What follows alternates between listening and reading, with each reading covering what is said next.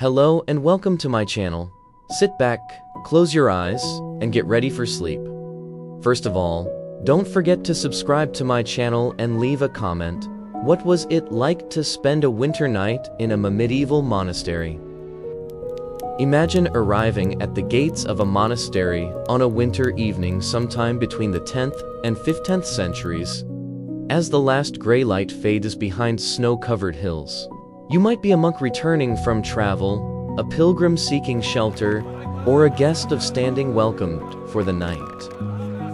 Whatever brought you there, once the heavy gate closed behind you, you entered a world governed by a rhythm entirely unlike the one outside its walls. A rhythm built not around daylight and darkness in the ordinary sense, but around prayer, discipline, and a schedule so precise it would have shaped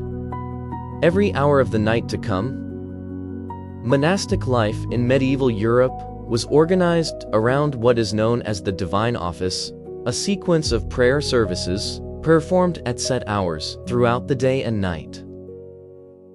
The most influential framework for this schedule came from the Rule of Saint Benedict, written in the 6th century and adopted in various forms by monastic communities across the medieval West for centuries afterward. Benedict's rule divided each day into 8 periods of prayer, several of which fell during the hours most people today would consider the depths of night. This meant that for a monk, winter darkness was not simply endured, but actively structured around, since the long nights of the season shaped how much of the community's most important spiritual work was carried out. The night began, for most monastic communities, with Compline, the final service of the evening, typically held as darkness settled in, and before the community retired to sleep. Compline was traditionally quiet and reflective in tone, often including a formal blessing and an examination of conscience, a moment for each monk to consider the day's conduct before entering what the rule and monastic custom treated as the Great Silence, a period of enforced quiet that extended from the end of Compline until the first light of the following morning. This silence was not merely the absence of conversation. It was considered a spiritual discipline in itself, a practice meant to cultivate humility, attentiveness, and a mind turned toward God rather than toward the ordinary business of daily life. Breaking the great silence without genuine necessity was treated as a real breach of monastic discipline, recorded and addressed according to whatever penitential system the individual house followed. After Compline, monks retired to the dormitory, a communal sleeping hall that in many monasteries was a single long room lined with simple beds, offering little privacy, and in winter, very limited warmth. Monastic architecture generally avoided excessive comfort as a matter of spiritual principle, and this was nowhere more evident than in sleeping arrangements. Beds were typically simple wooden frames with straw mattresses, and blankets, well provided, were rarely abundant enough to fully counter the cold radiating from stone walls and floors that had absorbed the chill of the surrounding winter air throughout the day. Monks slept in their habits, the same woolen garments worn during the day, both as a matter of practicality in the cold and, according to the rule of Saint Benedict itself, so that they would be ready to rise quickly when the call to prayer came, without the delay of dressing in darkness. That call came remarkably soon. The night office, known as matins or vigils depending on the regional and monastic tradition, was typically held in the deep hours of the night, often calculated to occur around the midpoint between sunset and sunrise, meaning that in the long nights of winter, monks might rise for prayer only a few hours after first retiring to bed. A bell, rung by a designated monk whose responsibility it was to track the hours through the night, often using devices like water clocks, marked candles, or simply careful observation of the stars when the sky was clear, called the community from sleep back into the cold, and dark of the church for prayer. Rising from a warm, if modest, bed into an unheated stone church in the middle of a winter night represented one of the most physically demanding aspects of monastic discipline, a test repeated not occasionally, but as a nightly expectation woven into the very structure of religious life. The church itself, where this night prayer took place, offered little relief from the cold outside.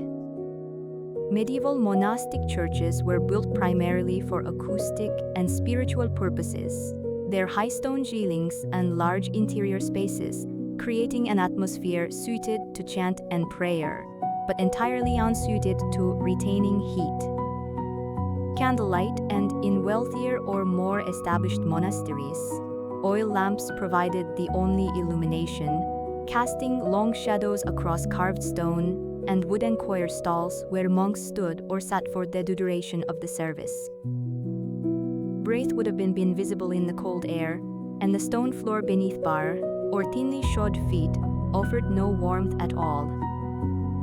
Monks endured this not as an unfortunate side effect of monastic life, but, in many traditions, as an intentional element of spiritual discipline, since physical discomfort was widely understood in medieval religious thought as a means of focusing the mind away from bodily comfort and toward prayer and contemplation. The night office itself was built around the chanting of psalms,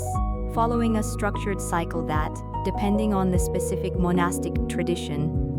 worked through all 150 psalms of the Psalter over the course of a week, or, in some stricter observances, more frequently still. This chanting, performed in Latin and following melodic patterns, known as plain chant or Gregorian chant, required not only spiritual devotion but real memorization and vocal discipline, since monks were expected to know a substantial portion of this repertoire and to participate fully, even in the exhausted, half-awake hours of deep night. The sound of this chant, rising and falling in the darkness of a cold stone church, was considered by medieval monastic writers to be one of the highest expressions of the religious life, a nightly offering understood to hold the world in prayer, while most of society outside the monastery walls slept undisturbed. Between the night office and the next scheduled prayer, monks were typically permitted to return briefly to the dormitory for further rest, though this interval could be short, particularly in winter when matins might be followed relatively quickly by lauds, the dawn prayer marking the formal beginning of the day. This meant that a monk's winter night was rarely a single unbroken period of sleep, but rather a fragmented pattern of rest interrupted by prayer, a rhythm that took considerable physical and mental adjustment for anyone entering monastic life, and one that experienced monks described in surviving spiritual writings as gradually becoming a source of quiet strength rather than mere hardship, a discipline that shaped both body and spirit over years of repetition. For those outside the monastic community, who found themselves spending a winter night within monastery walls, whether as a pilgrim, traveler, or invited guest, the experience differed significantly depending on status and circumstance. Hospitality was considered a serious religious obligation across medieval monastic tradition, rooted in scripture and reinforced by monastic rules that specifically addressed the reception of guests, treating the arrival of a stranger as, in a spiritual sense, akin to receiving Christ himself. Most monasteries maintained a guest house separate from the monk's own quarters, staffed by a monk appointed specifically as guest master, whose responsibilities included ensuring visitors received adequate food, warmth, and shelter appropriate to their station. A traveling noble or high-ranking cleric might be housed in relatively comfortable private quarters, provided with a proper fire, decent food, and even wine, while a poor traveler or pilgrim might receive simpler accommodations, a place near the kitchen or infirmary fire, plain bread, and a straw pallet, yet still receive it without the harsh conditions common in a secular inn of the period, since monastic hospitality was explicitly meant to extend even to those with nothing to offer in return. Warmth itself was a carefully managed resource within monastery walls, reflecting both practical necessity and monastic values around austerity. While the church and dormitory were typically left unheated as a matter of spiritual discipline, certain rooms, most notably the calefactory, sometimes called the warming room, were specifically designated as spaces where a fire was permitted, offering monks a place to briefly warm themselves, particularly during the harshest winter months, before returning to the cold of their regular duties and prayers. The kitchen, by necessity, also maintained a fire for cooking, and the infirmary, where sick or elderly monks were cared for, was generally granted greater warmth than the rest of the monastery, reflecting a practical, compassionate exception to the community's broader embrace of physical hardship. Since even the strictest monastic rules acknowledged that illness required different treatment than ordinary discipline, guests and monks alike relied on the monastery's own resourcefulness to survive the winter months, since most monastic communities were largely self-sufficient, producing their own food, brewing their own ale or wine, and maintaining stores of grain, preserved meat, and vegetables to last through months when fresh produce was unavailable. Winter meals, particularly during periods of fasting observed according to the liturgical calendar, could be simple and repetitive. Yet monasteries generally ensured a baseline of adequate nutrition even in the depths of winter, in marked contrast to the genuine hunger faced by many border communities outside the monastery walls during the same season. This relative security, achieved through careful management of stored resources and disciplined organization, was itself considered a reflection of good monastic governance, and the account books and store records that survive from various medieval monasteries reveal just how seriously such planning was taken, with careful tracking of grain, firewood, and other essential winter supplies. Illness posed a particular danger during the winter months, and monasteries maintained dedicated infirmaries specifically to address this reality, staffed by monks who had developed real practical knowledge of herbal remedies, wound care, and general nursing, often informed by classical medical texts that had been preserved, copied, and studied within monastic libraries across the medieval period. A monk or guest who fell seriously ill during a winter night could expect to be moved to the warmth and relative comfort of the infirmary, exempted from the usual rigors of the night office, and given whatever care the monastery's resources and medical knowledge allowed, a level of organized medical attention that was, for much of the medieval period, more consistent and reliable than what many people outside monastery walls could access at all. Not every monastic community observed this nightly rhythm in precisely the same way, and the particular religious order to which a monastery belonged could shape the winter night experience considerably. The Cistercians, founded in the late 11th century as a reform movement seeking a stricter return to the original spirit of Benedict's rule, generally maintained even more austere conditions than many older Benedictine houses,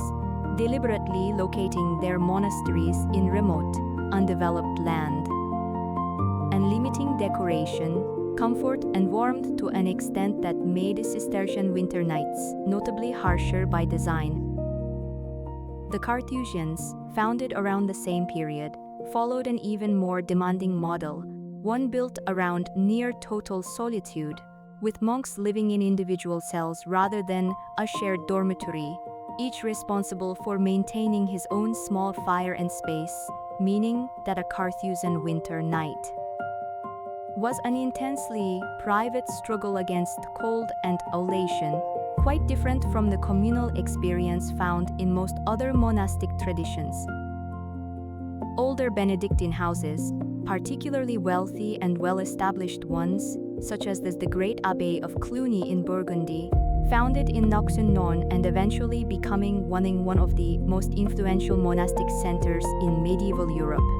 could in practice offer somewhat more physical comfort, supported by substantial land holdings, donations, and centuries of accumulated resources, though even Cluny's monks remain bound to the same fundamental cycle of night prayer and the same underlying values of discipline that shaped monastic life more broadly across Western Christendom. For monks with particular skill and training, the winter night sometimes held an additional dimension of labor alongside prayer: the copying and illumination of manuscripts. Monastic scriptoria, the dedicated rooms where monks transcribed religious texts, classical works, and other manuscripts by hand, represented one of medieval Europe's most important mechanisms for preserving and transmitting written knowledge, and while most copying work took place during daylight,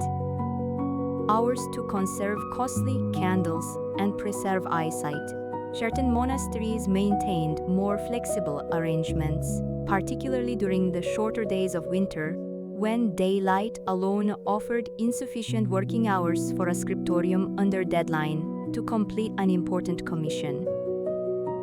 Surviving manuscripts occasionally include marginal notes, sometimes called colophons,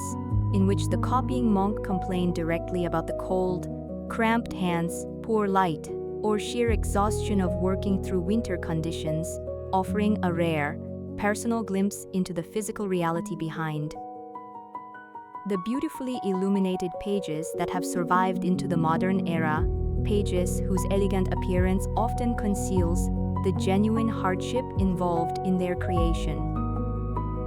Women's monastic communities, generally referred to as convents or nunneries, followed a broadly similar structure of night prayer and winter discipline, governed by comparable rules, often direct adaptations of the Benedictine model or, later, rules specific to orders that admitted women, yet shaped by their own particular circumstances. Convents varied enormously in wealth and resources, much as men's monasteries these did, and a nun's winter night could range from the relatively well-provisioned experience of an abbess overseeing a wealthy, well-endowed house to considerably harsher conditions in smaller, poorer communities. Surviving records from convents across medieval Europe, including detailed account books and visitation reports compiled by bishops periodically inspecting religious houses under their authority, document the same fundamental winter concerns found in men's monasteries: adequate firewood, sufficient food stores, and the physical toll of maintaining the full night office through the coldest months, concerns that transcended the gender-based distinctions otherwise so significant in medieval religious and social life. Discipline within the monastic community added a further dimension to winter nights that a modern reader might easily overlook.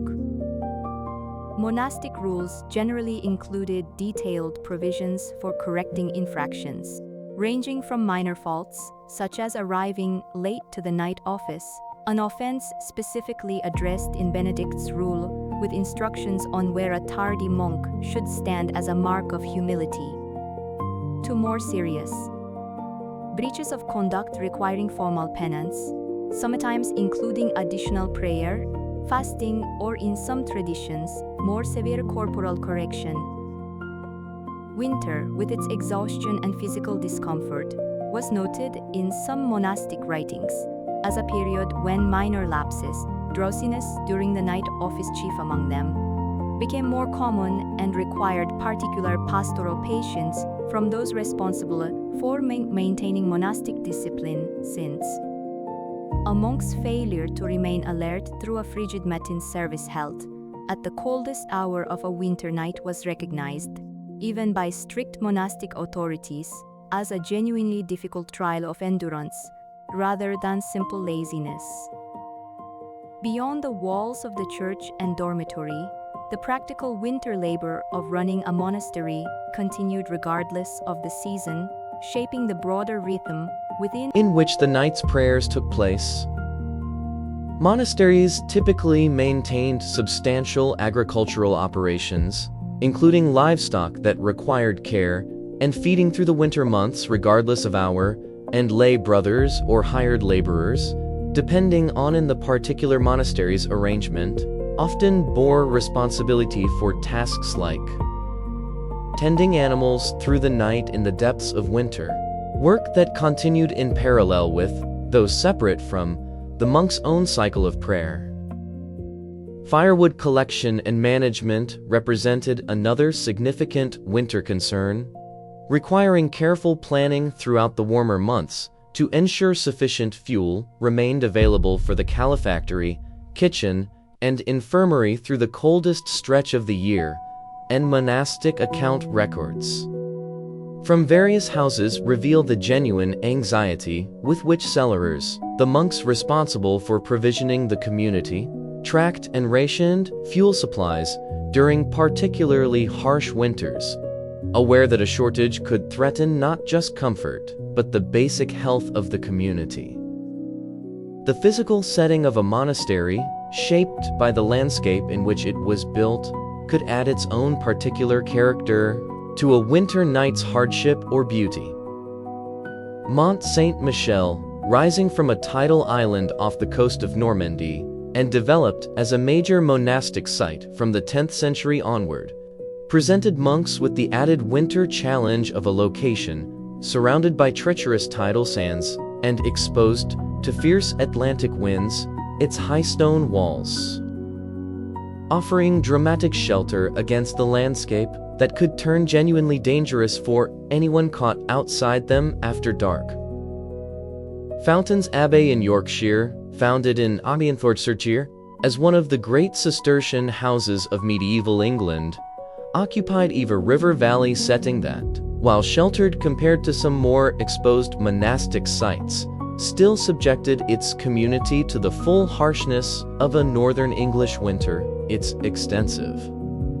ruins surviving today as a testament to both the scale of its buildings and the discipline required to maintain religious life within them through centuries of cold seasons. Cluny, already noted for its wealth and influence, grew to include one of the largest church buildings in medieval Europe, a vast space whose very size, while spiritually impressive, made it correspondingly difficult to heat or light adequately during winter night services, meaning that even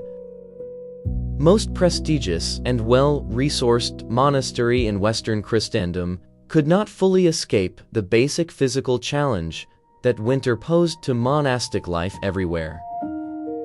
Monasteries situated along established pilgrimage and travel routes took on an additional role during winter months, serving as essential waypoints for travelers whose journeys, as covered elsewhere in accounts of medieval winter travel, could turn genuinely dangerous once snow and storms set in.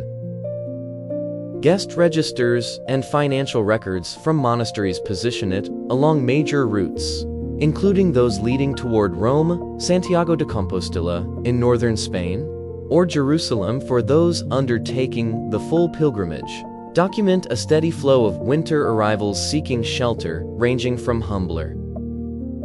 pilgrims traveling on foot to nobles, and even, on occasion, royalty passing through on political or diplomatic business. Such distinguished guests could bring both prestige and practical burden to our monastery's winter resources, and surviving correspondence between monastic houses and their patrons sometimes addresses precisely this tension, with abbots noting the honor of a royal visit alongside the genuine strain. Such a visit placed on winter food and fuel stores intended to last the community through to spring. The winter liturgical calendar itself brought moments of particular significance that reshaped the usual rhythm of monastic nights. The Christmas season, beginning with the Vigil and Night Mass of Christmas Eve, represented one of the most important points in the entire monastic year, and the night office for this occasion was typically celebrated with considerably more solemnity and additional ceremony than an ordinary winter. Matins, often extended with additional readings, chants, and, in wealthier monasteries, greater use of candles and decoration than the community's usual austere practice allowed. This created a striking contrast within the winter season itself. Nights of stark, disciplined simplicity throughout most of the season, punctuated by nights of genuine celebration and warmth, both spiritual and, to whatever modest extent, the monastery's resources allowed, physical as well, reflecting the broader medieval Christian understanding of the liturgical year as a structured alternation between penitential seasons and moments of genuine joy. For a young novice experiencing his first winter within monastery walls, the adjustment to this demanding nightly rhythm often proved to be one of the most difficult trials of early religious life, a fact monastic writers acknowledged with genuine pastoral concern rather than simple dismissal. Novice masters, the experienced monks specifically charged with guiding and instructing new members of the community, were expected to pay particular attention to how our novice coped with the physical hardship of winter night prayer, since surviving guidance literature from the period suggests that the combination of unfamiliar discipline, physical exhaustion, and genuine cold drove a meaningful number of novices to reconsider their vocation entirely during their first difficult winter, a pattern well enough understood that some monastic communities deliberately structured a novices. Introduction to the full rigor of the night office gradually, easing a new member into the complete winter schedule rather than expecting immediate full participation from the very first night. The sensory experience of a medieval monastic winter night, largely absent from formal chronicles yet reconstructible from surviving architecture, account books, and the occasional personal reflection preserved in monastic writing, would have been dominated by a particular combination of sound,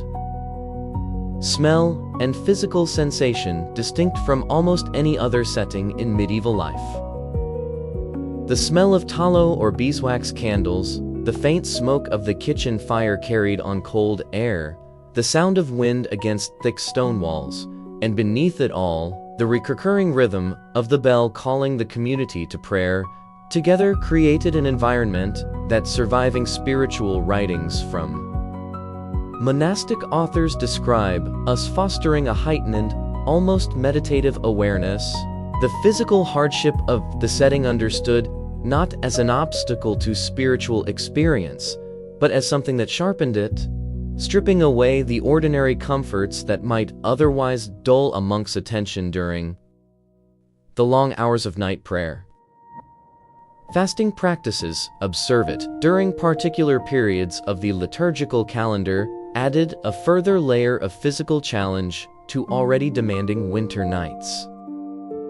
Advent, the weeks of preparation leading up to Christmas, was traditionally observed in many medieval monastic communities as a penitential season involving reduced meals and abstinence from meat, meaning that monks maintaining the full winter night office during this period did so while also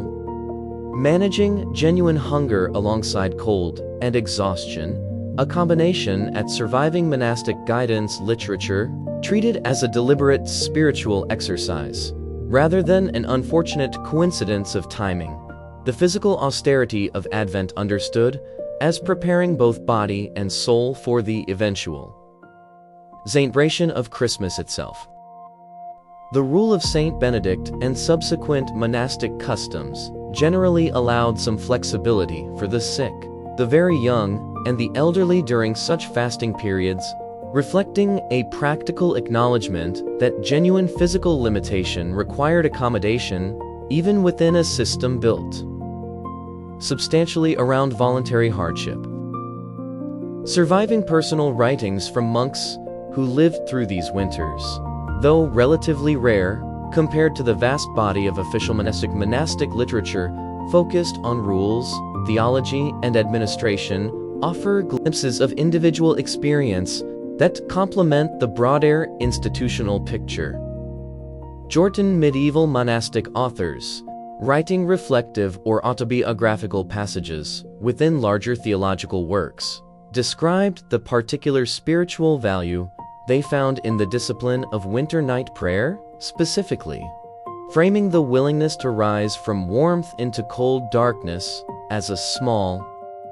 repeated act of dying to comfort and self-will that mirrored larger themes of sacrifice central to medieval Christian spirituality.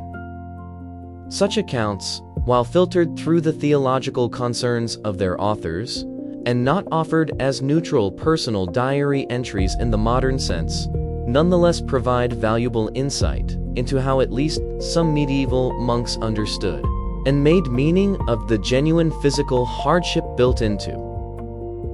their nightly religious practice, transforming what might otherwise read as simple endurance into something understood as spiritually purposeful. The role of light itself, so easily taken for granted in the modern world, shaped nearly every aspect of how a medieval monastery navigated its winter nights. Candles and oil lamps represented a genuine and carefully managed expense for any monastic community, and account records from various medieval monasteries show detailed tracking of wax and oil consumption, particularly during winter months when the night office required illumination for a far greater portion of the 24-hour cycle, done during summer's shorter nights. Beeswax candles, priced for their cleaner, brighter burn compared to cheaper tallow alternatives, were often reserved for the church and more important ceremonial occasions, while tallow, rendered from animal fat and considerably less expensive though smokier and less pleasant, supplied more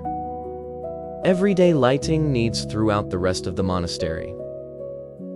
Some monasteries maintained their own beehives, specifically to help supply wax for candles, integrating this practical need directly into the broader agricultural operation that sustained the community. A reminder of how totally self-sufficient medieval monastic life generally aimed even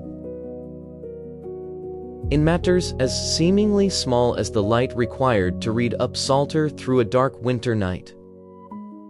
The physical toll of sustained winter cold on the human body, understood in modern medical terms as a significant chronic stressor, was recognized in a practical, if less clinically precise way by medieval monastic communities, reflected in the accommodations made for older monks during the harshest months.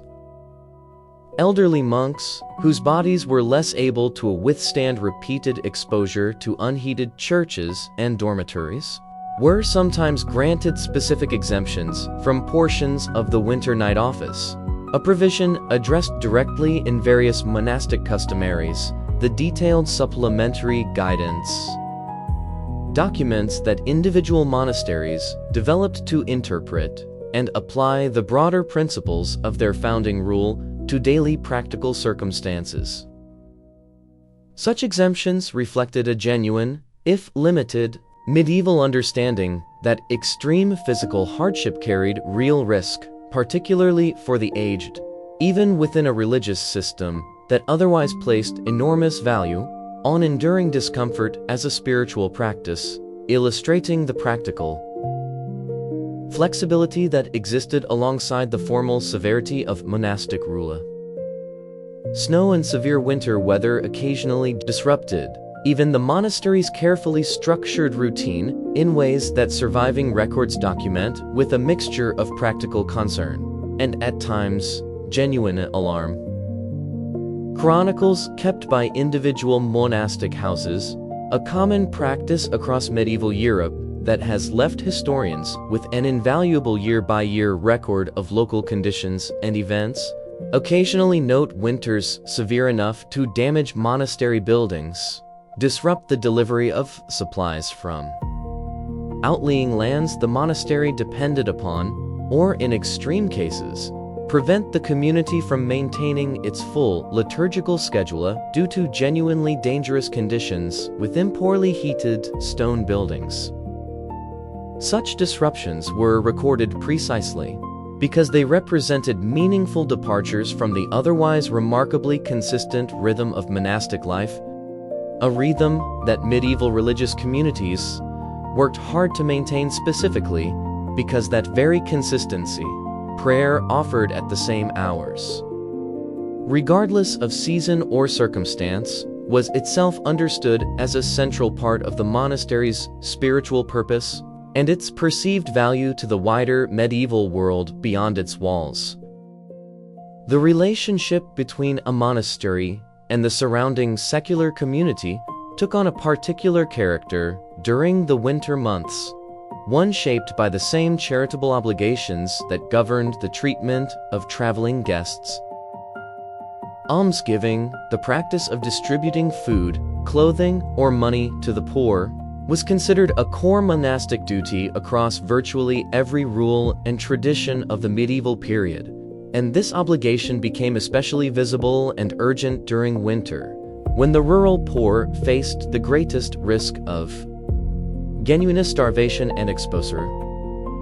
Monastic account records from numerous houses across medieval Europe document regular winter distributions of bread, and sometimes fuel, to local villagers, a practice that positioned monastery not merely as spiritual institution turned inward toward its own community,